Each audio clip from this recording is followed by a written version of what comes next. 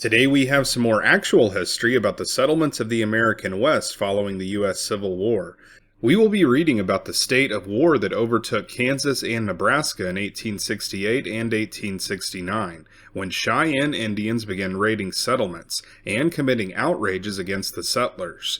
These events follow our recent episode on the Union Pacific train line that was attacked in August of 1867 by Chief Roman Nose. This same Chief Roman Nose would be behind many of the depredations that we will read about today. We will be reading from the spring 1962 issue of Arizona and the West, an article titled The Cheyenne Barrier on the Kansas Frontier, written by Lonnie J. White, and published by Journal of the Southwest.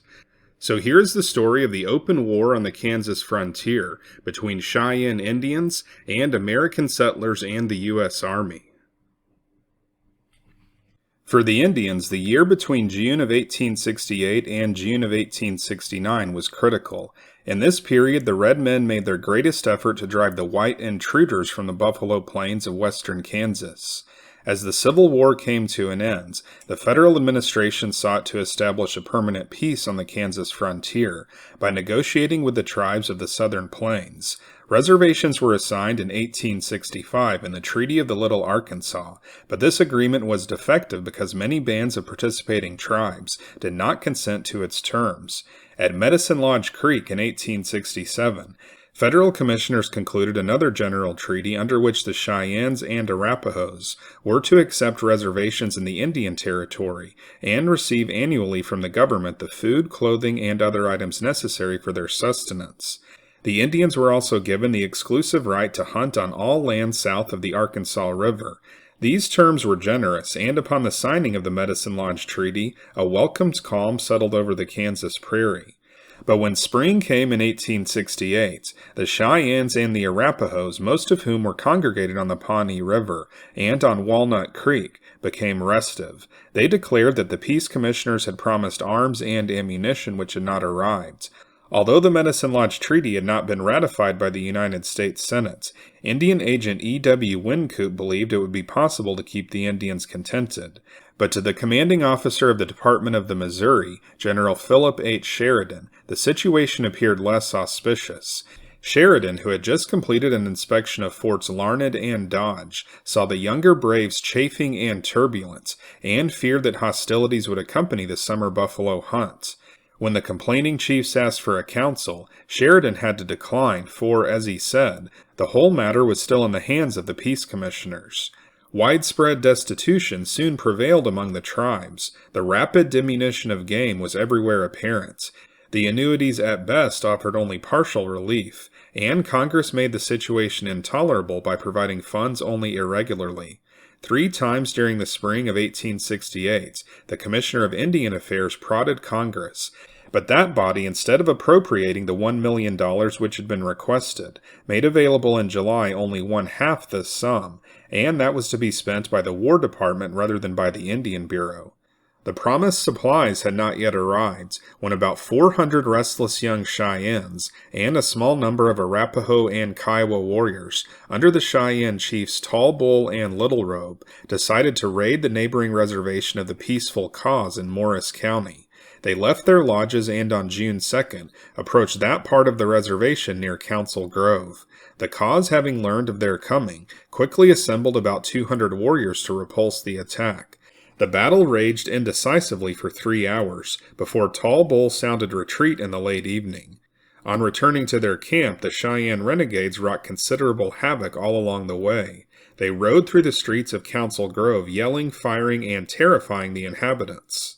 Several of the braves attacked and violated a black woman. A mile down the road, they entered and ransacked William Pollard's home. For several miles, they pillaged every farmhouse and killed livestock. At the time of the Caw and Council Grove raids, annuity goods, including arms and ammunition, were en route to Fort Larned for the Indians. Before the goods arrived, however, the Commission of Indian Affairs learned of the recent hostility and ordered Wynkoop not to issue the arms and ammunition. When the shipment reached the agency, Wynkoop was obliged to explain to the Indians why he could not release to them the promised annuities.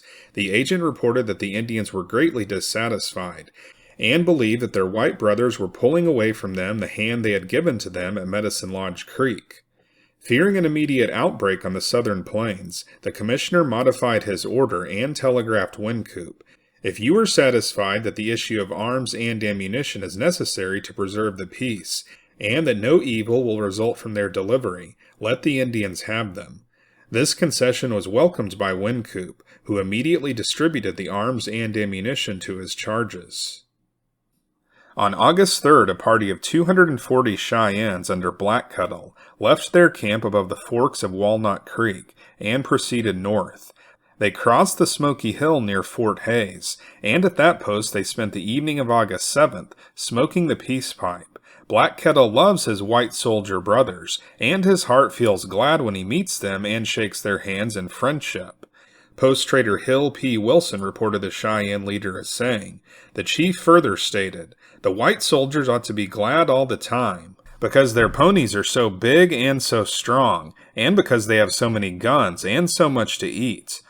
All other Indians may take the war trail, but Blackcuttle will forever keep friendship with his white brothers." Upon leaving Fort Hays, the Cheyennes moved eastward toward the settlements, and camped the first night on the Saline, near the mouth of Spillman Creek. That evening 2 of the Indians rode up to a house in the neighborhood, and captured and violated the lady occupants. The next day, Blackcuttle's band began vicious raids in that vicinity. Professing friendship, they visited farmhouses and asked for food. Knowing that the Indians liked coffee, several women in the Spillman Creek settlements prepared it for them.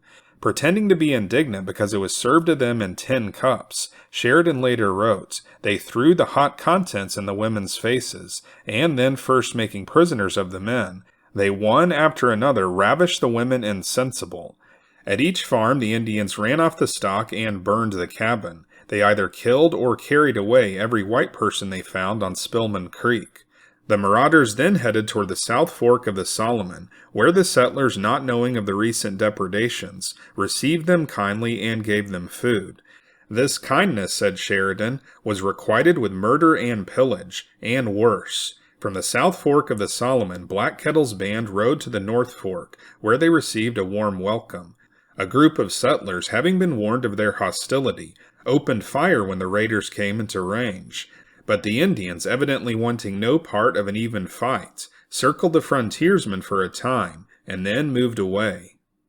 In their retreat, the warriors killed 1 settler. As they swept on through the settlements, they killed 3 men and 1 woman, and they took 2 little girls named Belle prisoners. The party then turned south toward the Saline, leaving in their wake on the Solomon 15 dead and many destroyed houses.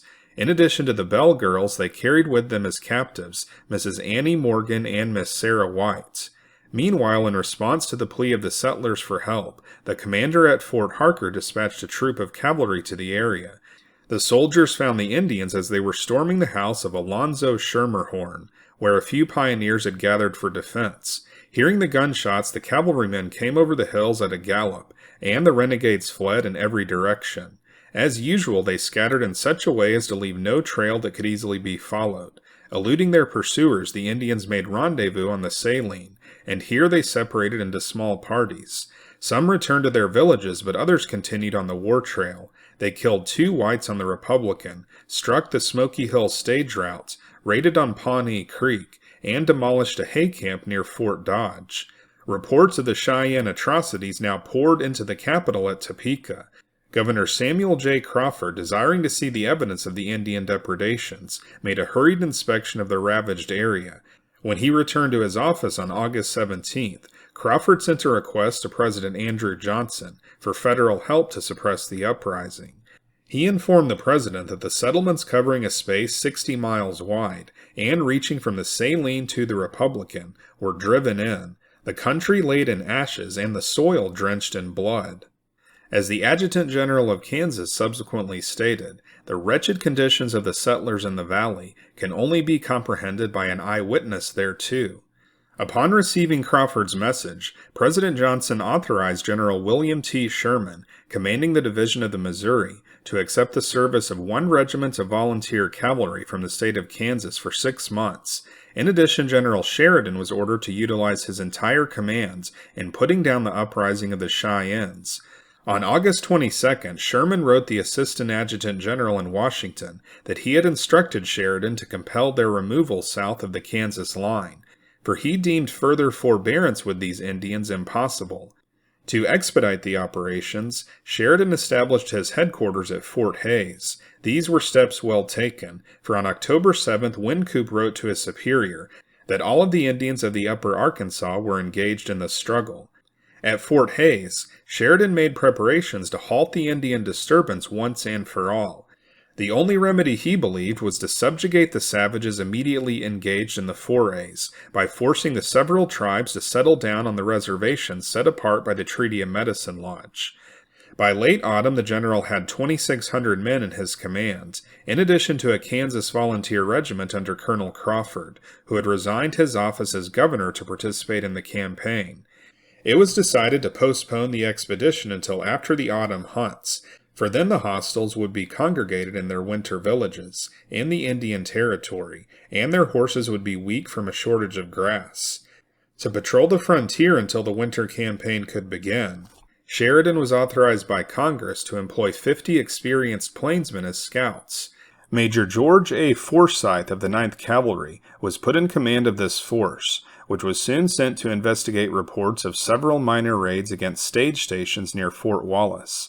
The scouts had just arrived at the fort when news came that a Cheyenne war party had attacked a wagon train in the vicinity of Sheridan.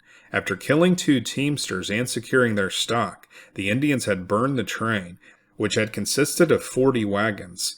Forsyth's little command rode immediately to the scene of the attack, and there picked up a fresh trail, which soon widened to indicate that other bands were joining the party. Realizing that he was pressing close upon a large body of Indians, Forsyth finally ordered his tired scouts to halt for a night's rest on the south bank of the Arickaree Fork of the Republican River in eastern Colorado. Opposite their bivouac in the nearly dry bed of the Republican River lay an oblong strip of sandy ground covered with low brush, an island so to speak when the Arickaree was in flood.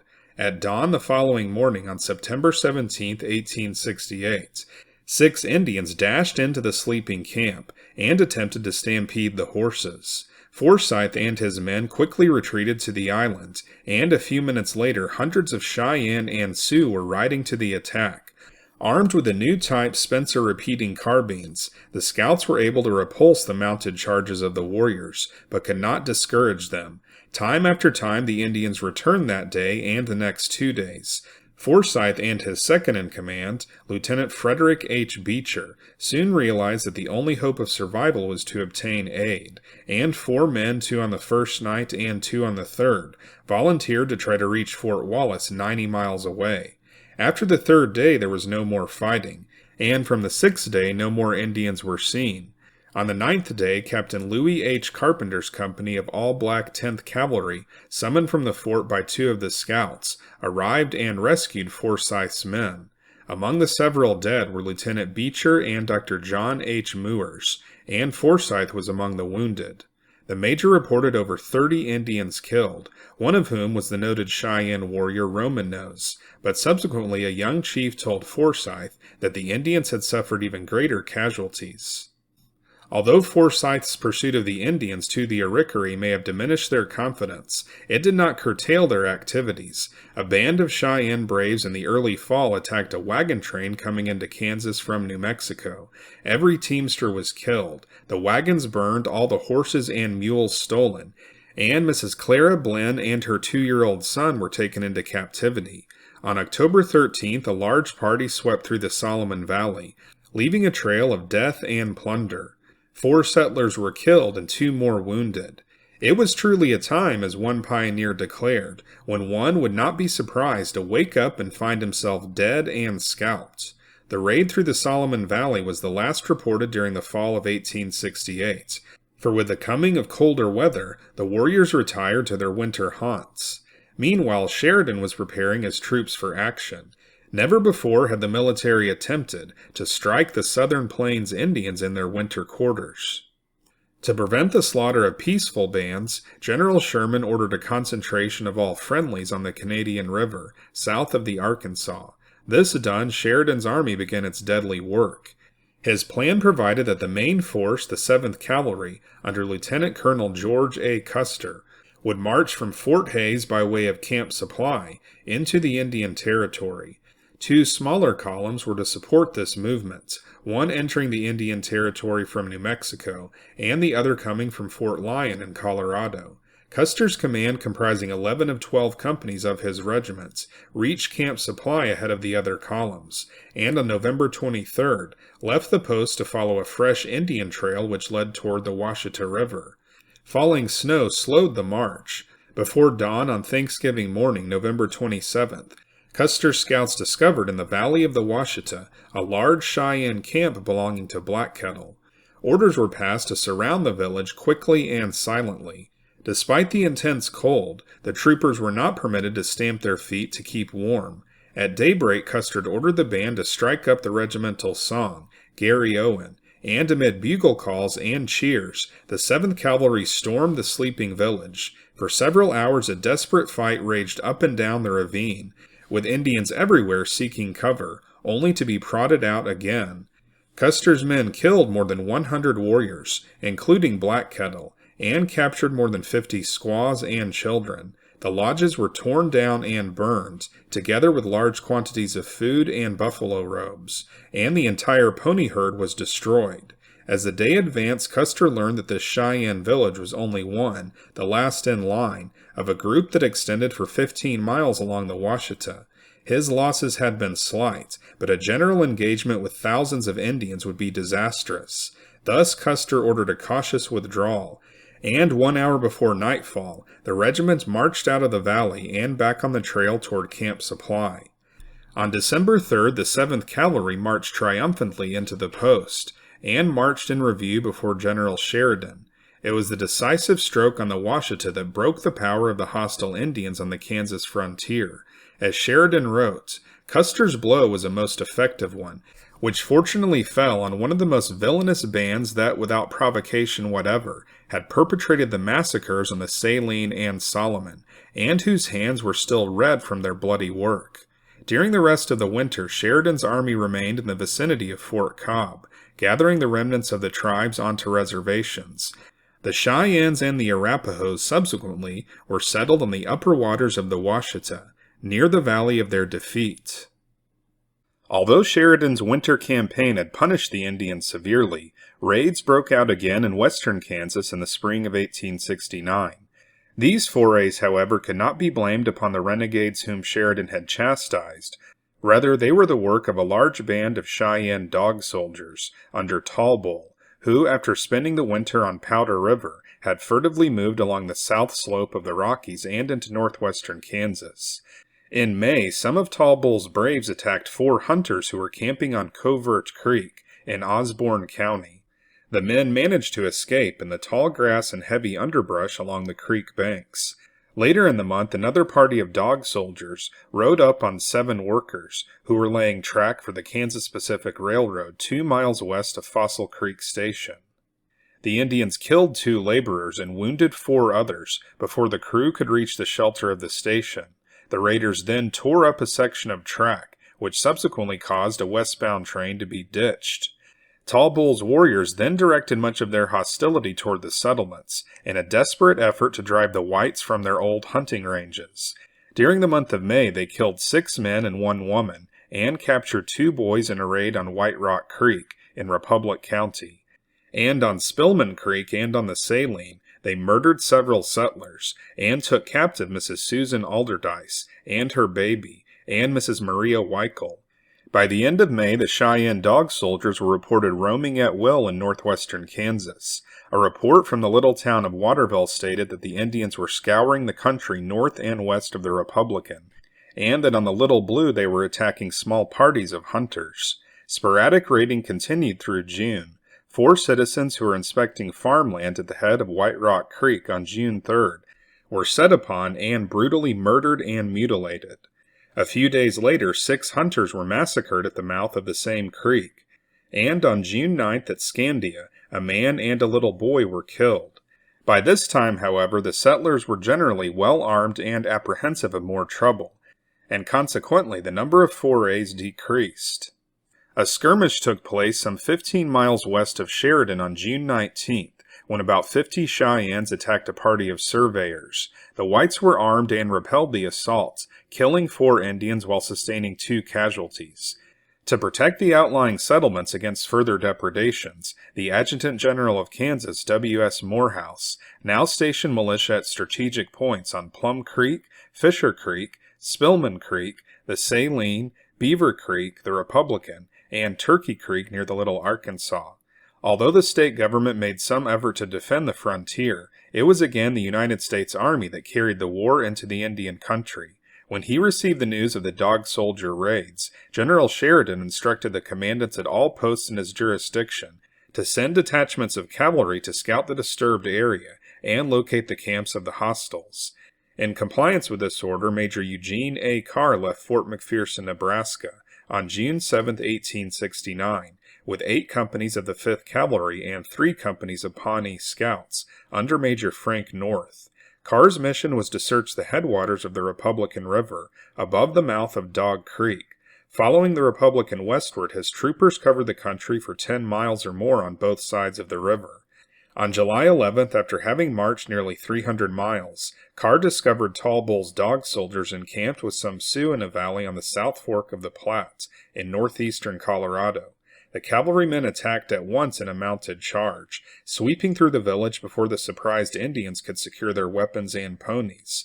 52 warriors, including Tall Bull, were killed, and 17 women and children were taken prisoners. The few who managed to flee the camp were pursued to a distance of 4 miles, and Carr sent out troopers in every direction to drive in stray animals, and to gather up any Indian property that might be found. All articles which the troopers could not carry away they burned. The Republican River expedition brought to a successful and dramatic close the campaign which General Sheridan had undertaken a year earlier to rid western Kansas of marauding Indians. With the Cheyennes now severely chastised, the Kansas frontier was open at last to settlements on a large scale, and the southern plains were generally free of Indian depredations until the Comanche-Kiowa uprising of 1874. In 1870, as one Kansan later wrote, there was a rush to the state that eclipsed all previous immigrations, and within 2 years the settlements reached the Colorado line. Thus, the federal action against the Indians, who ravaged the Kansas prairie in 1868 and 1869, had not only punished the raiders, but had served to advertise the potential of that vast fertile region to those heading west. So that is the end of this article by Lonnie J. White, The Cheyenne Barrier on the Kansas Frontier, 1868 through 1869. This was published by Journal of the Southwest back in 1962. This article gave an overview of this war with the Cheyennes, and we will probably cover some of the incidents mentioned in further detail in future episodes on this channel, particularly the story of Clara Blinn. We also heard about the capture of Sarah White and Anna Morgan, but this article did not provide any details about what happened to them afterwards. So now I'm going to read an article that was published in the April 1st, 1945 issue of the Arizona Republic. It is titled, Winter War Against the Indians. This article is centered on the captivity of Miss White and Mrs. Morgan. Winter campaigns have always been fraught with peril. The first battle between whites and Indians fought in the frozen months when blizzards swept over the prairies was no exception. One of the most thrilling chapters in pioneer history, the story begins with the capture of Sarah White, a girl of 17. She was snatched from her father's homestead in Kansas on an August day in 1868. Sarah's father, Benjamin White, was one of the first settlers to take up a homestead in Buffalo Township, where he established a home for his wife and 10 children. They had migrated from Wisconsin and lived on a log cabin on Granny Creek. Savage Cheyennes swooped down on Benjamin and his son Jack when the 2 men had left their home to cut hay along the Republican River bottom. Before they could race to a nearby stockade, they were felled by Cheyenne arrows and lances. Sarah knew nothing of the fate that had befallen her father and brother when she looked up from her work to see 6 Cheyenne Indians outlined in the open door of the cabin. She was frightened, but calmed her fears when her mother calmly invited the Indians to enter and prepared a meal for them. Professing friendship, they ate ravenously. Then they filed out silently. Suddenly one of them whirled and seized Sarah. She screamed and fought as he ran outdoors with her. Another Indian leaped to his pony and Sarah was handed up to him. They rode away like the wind, and Sarah, looking back, saw her mother running after her with outstretched arms, screaming and stumbling. The Indians did not stop until they reached the Cheyenne camp on Buffalo Creek. By that time, Sarah was faint with fear and hunger. Toward evening, another band of the same tribe came to the camp, leading her father's team. They had killed her father then and her brother Jack, probably her mother too, and all her family. The Indians, fearing pursuit, camped but a few hours, and Sarah soon found herself on the trail again. She had found an old newspaper which she hid in her dress, and as they rode along heading westward, she secretly tore off small bits and scattered them, hoping to leave a trail that might be followed. As they rode on day after day, Sarah lost all sense of time and direction, except that she knew by the sun that they were going west. She had become so numb with fatigue and fear that she took no count of the days. When they came in sight of the mountain peaks, she knew that they were far from home. Still, the Indians kept doggedly on, though winter had come. It was bitterly cold, and Sarah shivered in her tattered remnants of clothing. 3 months had passed, and food grew scarce. The Indians killed and ate their dogs. Some of the children, stolen by other bands, were left to freeze on the trail.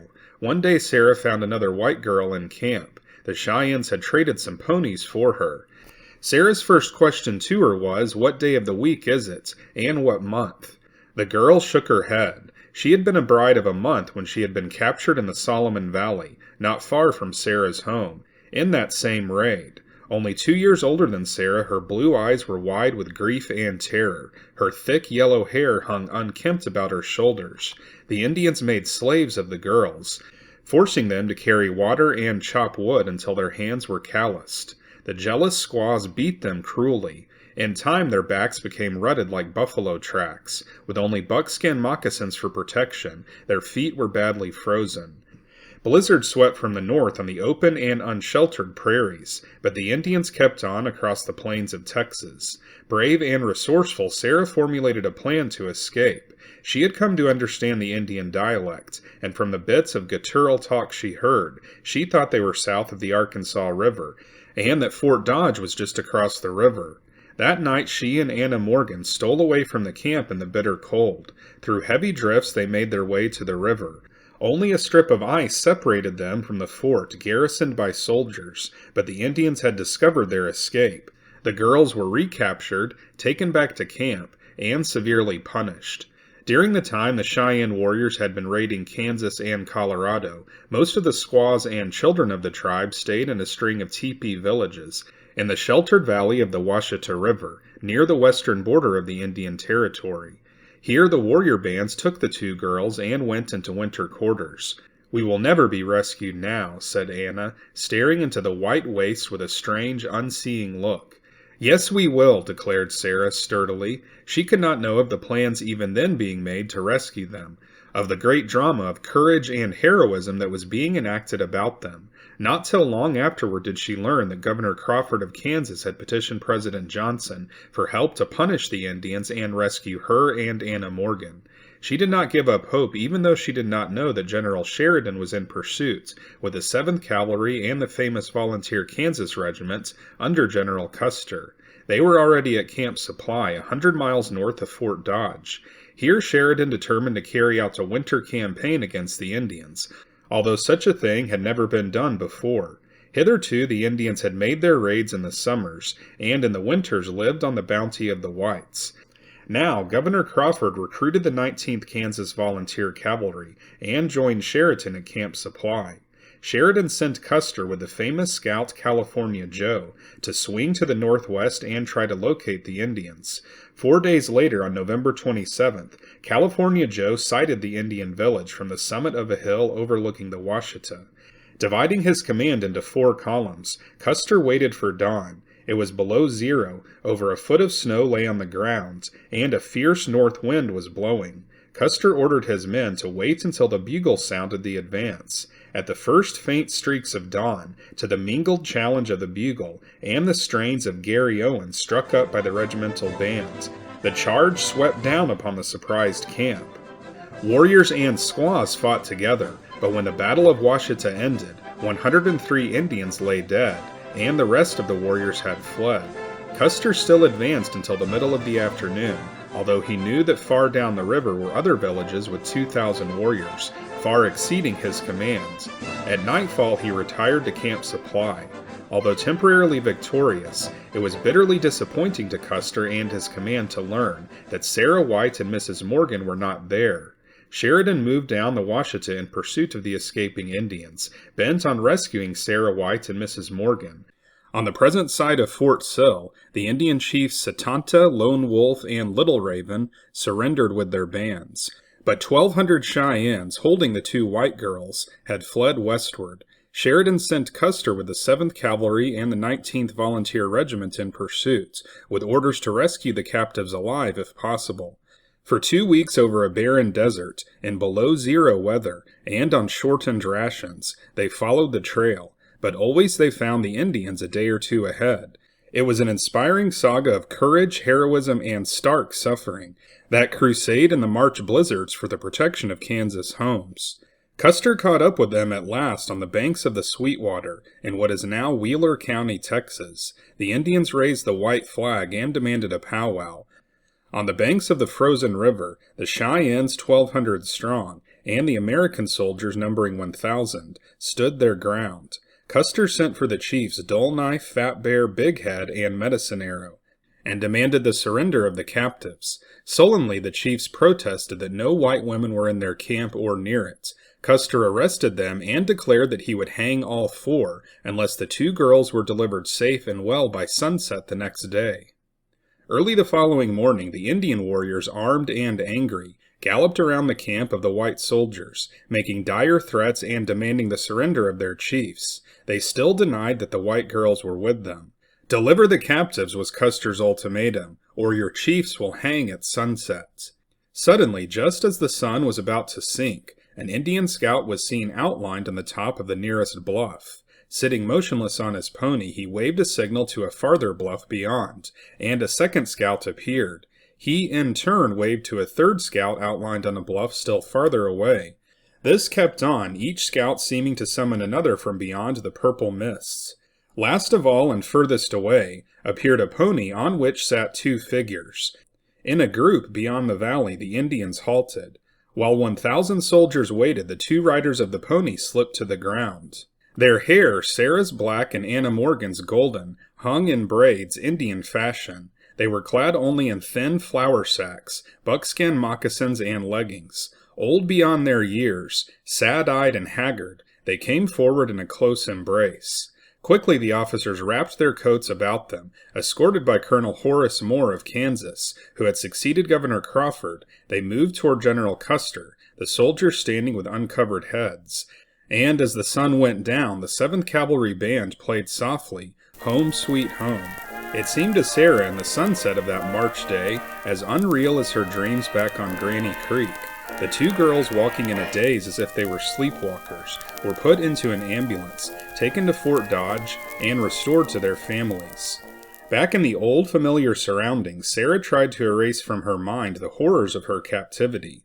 She closed the door to her memory to it completely, as one shuts out a nightmare.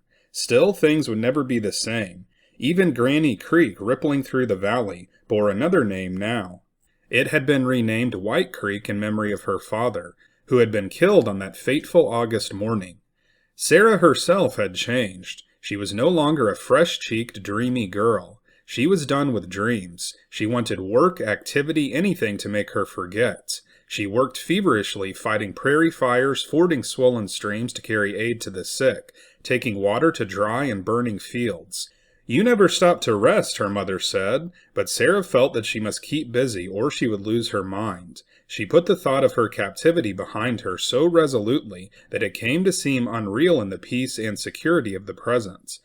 Each year it became easier to forget.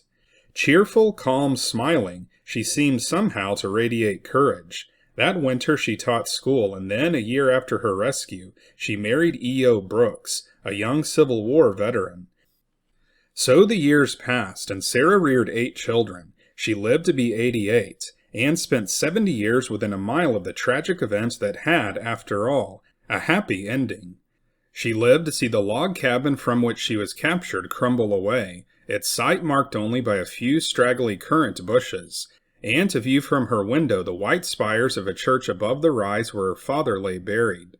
No longer a dreamy girl, Sarah White in her sturdy plainness was typical of the statue of the pioneer mother on the grounds of the State House in Kansas. The high, resolute courage that made up the sum of her living went with her to the last. Toward the end, she dozed and dreamed a great deal. Perhaps she dreamed of her childhood in the Wisconsin woods, or of the red ears among the yellow corn at husking bees. Perhaps she heard the bugles of the 7th Cavalry and the band playing Home Sweet Home. And so she died on May 11, 1939, as quietly and courageously as she had lived. There is no monument on the spot that marks one of the most thrilling events of pioneer history, but Sarah needs none. Her story is still heard in the murmur of White Creek as it ripples through the valley, and in the rustle of the wild blue stem hay along the Republican. Her children and grandchildren tell it around their firesides, and proudly recall the memory of the Kansas heroine who did her part in the settlements of the West. So that's it for this episode about the war with the Cheyennes in the late 1860s that spanned Kansas, Nebraska, Colorado, Oklahoma, and the Texas Panhandle.